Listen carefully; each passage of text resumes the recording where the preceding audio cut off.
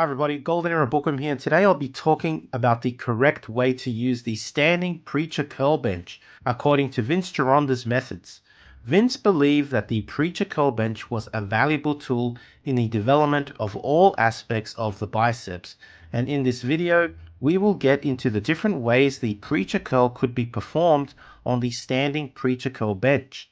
The original preacher curl bench from Vince's gym was one in which one could stand in, and one would perform rep after rep of beautiful bicep stimulating growth curls, just like legends like Larry Scott and Arnold Schwarzenegger, each who developed phenomenal bread loaf sized biceps as shown in these awesome images. Nowadays, however, the mention of the word preacher curl will have some associating it with biceps injury. And sure, some idiots on social media who attempt all kinds of stupid things, regardless of what equipment they use, will end up tearing muscles, tendons, and ligaments, whereas those with much more intelligence and experience will experience fantastic growth on their biceps, regardless of their enhanced or natural status. And sure, most preacher curl stations today are seated, but that doesn't mean that you can't apply the different variations of preacher curls taught by Vince Gironda. I'll be demonstrating on my standing preacher curl bench, which I custom built to emulate the original standing preacher curl bench that was in Vince's gym.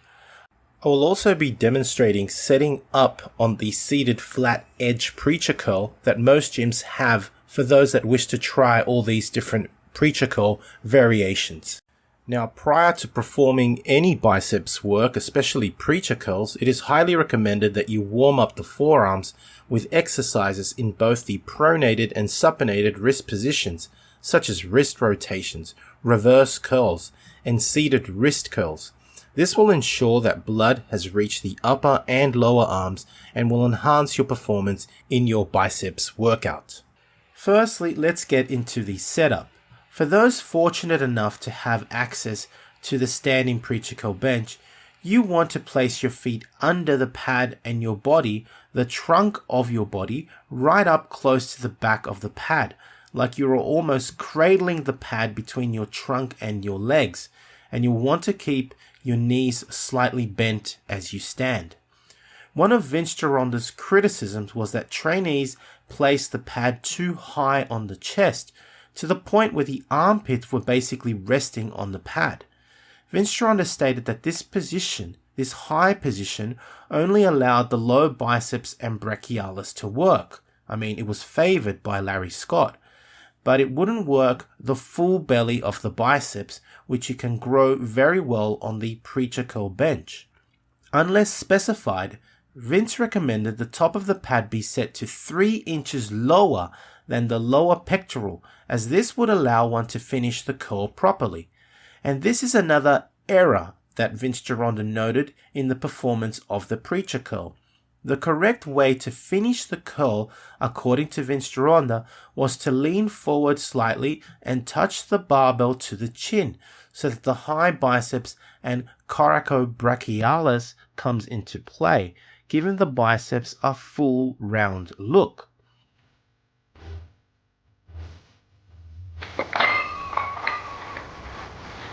How much weight do you have there? This is 130 pounds. Oh.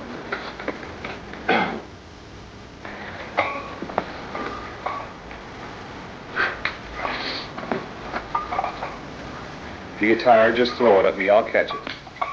This final detail of bringing the bar to the chin was a common practice amongst Golden Era bodybuilders. Just look at the way Arnold Schwarzenegger would perform barbell curls, bringing the bar to the top of his forehead, and going further back to the Silver Era, we see Leroy Colbert performing dumbbell curls, and he would raise the dumbbells all the way back above his shoulders. Why did Golden Era bodybuilders recommend bringing the barbell or the dumbbell to the chin, forehead, or even past the shoulders? Well, most people understand that the biceps function is wrist supination and elbow flexion. But most trainees don't understand the third function of the biceps, which is assisting shoulder flexion.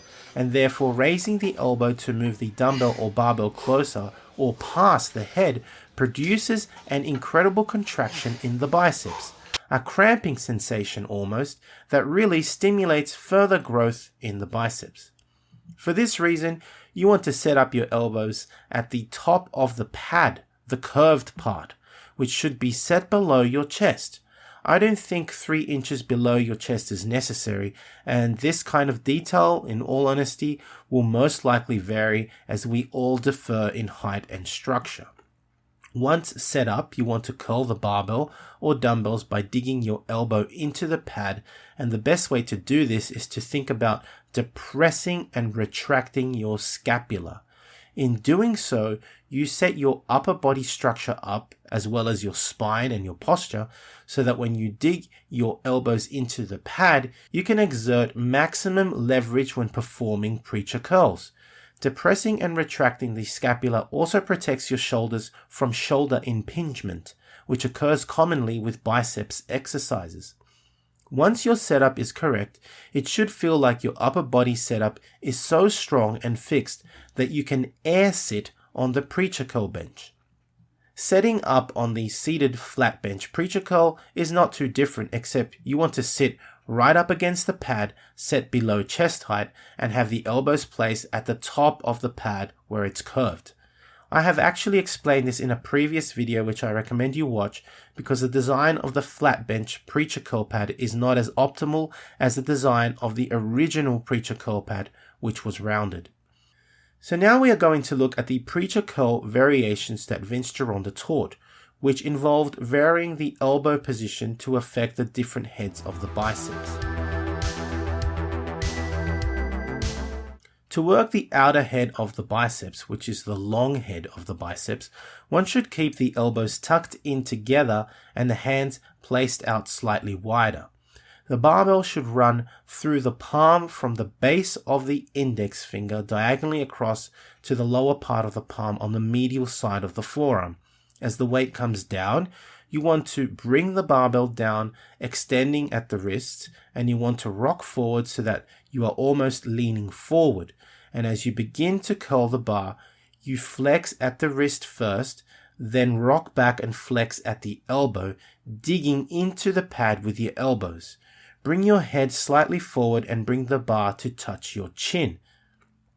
Of course, then you want to repeat this exercise. To work the inner head of the biceps, also known as the short head of the biceps, one should place the hands close together and the elbows out wide, about 20 inches or 50 centimeters apart. And again, perform the repetitions as explained earlier. You want to use this setup to curl the barbell, and the performance of this curl is the same as explained for working the long head, in that you want to always extend and flex at the wrists and rock back and forth while performing each repetition. To work the full belly of the biceps, one should place the elbows and wrists at the same distance apart, which is about shoulder width. Again, you want to use this kind of setup where your wrists are parallel to your elbows, and the performance of the curl is the same as explained earlier. The kind of setup for targeting the full belly of the biceps allows for maximum poundage to be used, but please make sure to start moderate and work up to larger poundages as you become more experienced. To work the lower biceps and forearms, this variation required getting into the position that is so commonly seen in gyms today, and that is sitting down at the preacher curl bench with the pad high up on the chest so that it touches your armpits. You should also be leaning over the preacher curl stand, looking down at the bar, and one could say that this position of the body in relation to the barbell is very similar to that of the spider curl. In many ways, this movement is very much like the spider curl. Vince recommended rolling the barbell all the way down to the end of your fingers, then curling the bar by first closing your hands, then wrist curling the barbell before flexing at the elbow. A word of caution regarding this variation. I would highly recommend strengthening your wrist and forearms first by starting very light, because the rolling of the barbell all the way down to the end of your fingers with a heavy weight could cause injury in your wrists or finger joints. This is a quite advanced variation for advanced lifters, and by advanced lifters I am talking about champion bodybuilders. I personally overdid it with this exercise several years ago and damaged my left wrist joint and have still not completely healed. That's why I'm only demonstrating it with an empty 10 kilogram bar, because it causes me a lot of pain. Unless you are a super advanced lifter, I would not recommend you do this exercise. A safer alternative to strengthening the forearms and wrists are different variations of forearm exercises like wrist curls and reverse curls using barbells, dumbbells, or machines. And doing these variations first will strengthen your forearms, which would allow you to progress to this rather advanced variation. Alternatively, I find Larry Scott's variation here. Look, here he's actually teaching a professional bodybuilder who you will recognize as Francis Benfato, one of the most aesthetic bodybuilders from the golden era. And this particular variation from Larry Scott, where one brings the barbell down until wrist extension is achieved, followed by wrist flexion and elbow flexion, is much safer. Unlike the more upright wide grip version, this is a much stricter motion that does not involve cheating, rocking the body back and forth, and instead requires much stricter form. As far as programming the preacher curl in your programs is concerned, Vince Gironda had many different rep schemes that he recommended, with some of the most effective being the 6x6 and the 8x8. And regarding frequency, this entirely depends on your goals. If you are just new to bodybuilding, perhaps the above rep scheme suggestions performed twice a week would suffice. But for more advanced athletes that require arm specialization, a frequency of up to 3 times a week was suggested by Vince Gironda. However, having said all that, it is important to understand that there are many factors that need to be factored into programming, and I highly recommend joining my online coaching program, where I can customize your programs based on your abilities, your needs, and your goals, as copying a workout routine from champions does not necessarily produce the results you are after. Programs need to be individualized and customized to every individual because, again, we are bodybuilding specific, unique bodies. So I hope you have enjoyed this video on the standing preacher curl bench and how to use it in what has been a preacher curl masterclass. I am sure you will agree. In future videos, I will be showing the differences between the standing preacher curl bench, Larry Scott's preacher curl bench, and the regular seated flat edge pad preacher curl that is commercially available, along with the advantages and disadvantages of each so that you can make the most of your equipment. Having said that, if you have enjoyed the video, then please give the video a like, subscribe, and leave a comment. If you're interested in learning old school bodybuilding methods from the bronze, silver, and golden era and have a customized program individualized to your abilities, needs, and goals, then please get in touch for my online coaching program as spaces are limited. Details are given in the video description. That's it from me. This is the Golden Era Bookworm saying bye for now. Head to www.goldenerabookworm.com for the biggest range of classic old school bodybuilding books as ebooks, e-magazines such as Iron Man and Reg Park Journal, high quality bodybuilding posters of the Golden Era stars, merchandise and classic gymwear featuring Steve Reeves, Marvin Eder, John Grimmick, Reg Park, and many other Golden Era stars. For those wishing to build a classic physique, lose fat, and build muscle, online training is also available. Collectibles such as rare autographed photos from the Golden Era stars are also available, and to collaborate, please get in touch.